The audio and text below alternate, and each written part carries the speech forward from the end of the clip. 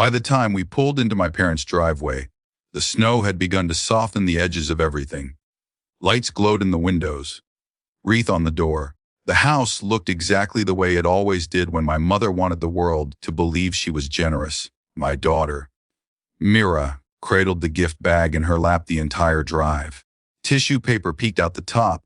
Inside was the ornament she'd spent 3 evenings making at the kitchen table: wire, beads, a pressed leaf sealed in resin. She'd burned her finger once and insisted on finishing anyway. "It's not perfect," she'd honest. I told her. My son Ali said nothing. At 15, he'd already learned that silence was sometimes the safest form of attention in that house. Inside, the smells were familiar: cinnamon, roast, polish. My parents hugged us in the order that still hadn't changed in decades. Eli first, then me. Mira last, my mother's arm stiff brief. Dinner passed with practiced normalcy. My father told the same stories. My mother corrected details no one questioned. The kids were praised selectively: grades, sports, plans that sounded impressive. Then it was time for gifts. My mother liked to open them one by one, as if pacing could make gratitude feel earned. When she reached Mira, my daughter stepped forward and handed her the bag with both hands. "I made it for you," she said. Her voice was steady. She had rehearsed that sentence.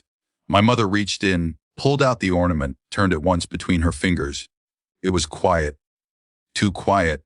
Then she set it back in the bag. "I don't accept things from kids who aren't real family," she said gently, almost kindly, as if explaining etiquette. Something in the room went hollow. I felt heat rise up my neck, then stall. Old instincts kicked in: smooth it over, redirect, don't escalate. I opened my mouth. Mira didn't look at me. She just stood there, eyes fixed on the space above my mother's shoulder.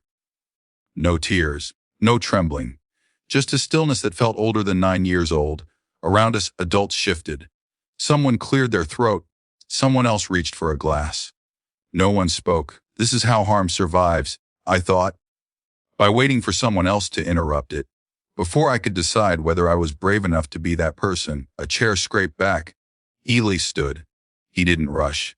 He didn't raise his voice. He didn't look at Mira right away. He looked at my parents. "I need to say something," he said. My mother smiled reflexively, the way she did when men spoke with confidence. "Of course, sweetheart." Eli took a breath. I recognized it, the one he took before debate competitions, before delivering a line he'd practiced until it no longer shook. "You've been very clear over the years about who counts," he said. "And that's your right. But it's not without consequences." My father frowned. "What are you talking about?" Eli reached into his pocket and pulled out his phone. Not to show them anything, just to hold it, grounding himself. "Last month," he continued, "when you asked me to be the executor for the lake house, I said I needed time. You assumed I meant logistics." My mother's smile thinned. "I meant ethics," Eli said. The word landed hard. "I met with the attorney you recommended," he went on, "and with another one. I asked what happens when beneficiaries are excluded based on personal definitions of family that contradict the trust's language." My father's face changed first. Color draining, then returning in uneven patches. "And?" he asked. "And they told me," Eli said evenly, "that intent matters, and documentation matters, and patterns matter."